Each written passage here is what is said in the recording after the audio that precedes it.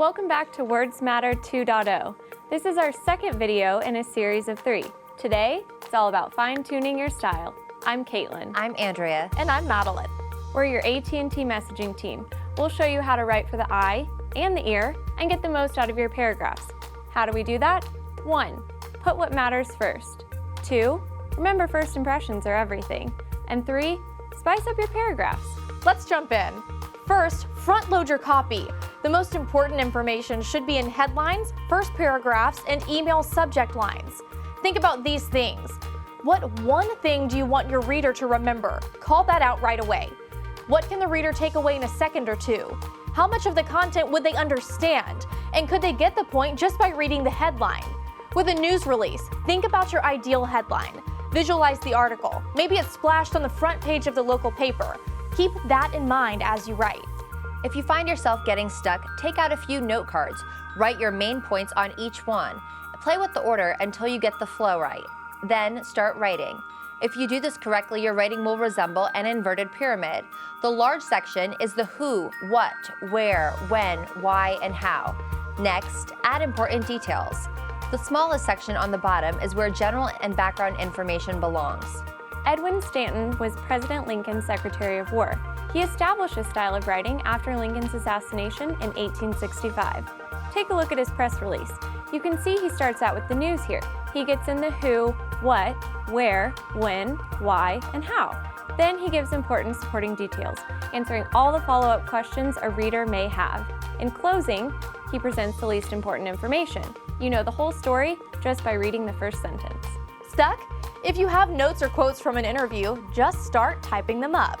Then arrange them in the order that makes sense to you. The most important facts will find their way to the top. Now let's talk about making a good first impression. Have you ever opened a document or a link with a long block of small type and closed it out? I know I have. And you're not alone. Before a line of copy is read, you've already formed an impression. Long blocks of copy instantly turn off readers. Ugh. But if we take the same copy and break it up, now look, not so scary, is it? Much better. Breaking up copy is not only more visually appealing, it also emphasizes important points. Remember when we asked, what can the reader take away in a second or two? You can impact that with design and structure. This doesn't just apply to things like marketing material and press releases. Think about this when you're crafting an email or a PowerPoint deck.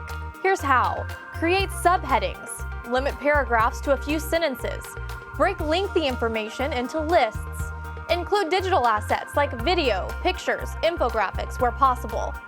Take a look at this news release. It's not overwhelming, it's easy to scan. You can quickly pull out the main points.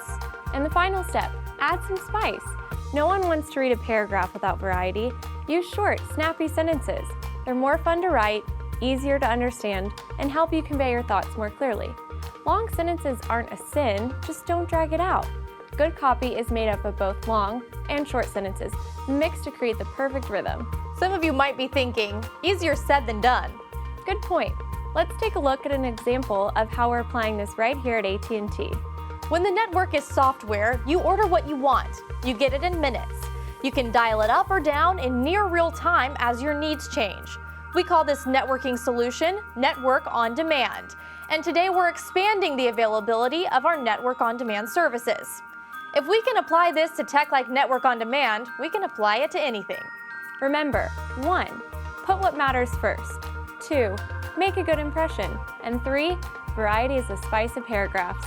Thanks for joining us. Stay tuned for our final episode of Words Matter 2.0.